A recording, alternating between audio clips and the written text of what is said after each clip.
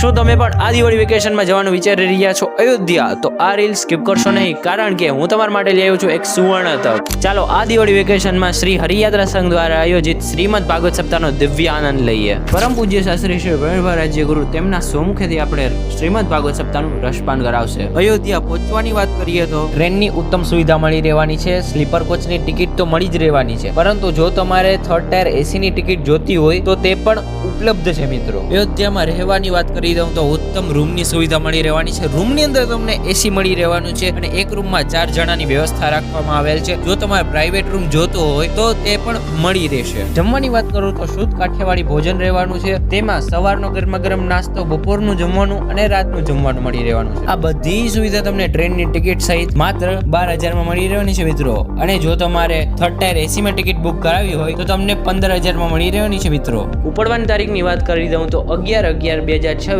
બુધવાર રાત્રે 11 વાગે. કથાના સમયની વાત કરી દઉં તો સવારે 9 થી બપોરના 1 વાગ્યા સુધી. ત્યાંથી નીકળવાની વાત કરી દઉં તો 22/11/2026 રવિવાર રાત્રે 12 વાગે. પોથી અથવા પાટલા પોથી નોંધાવવા માટે કે અન્ય માહિતી માટે નીચે આપેલ નંબર ઉપર સંપર્ક કરી શકો છો.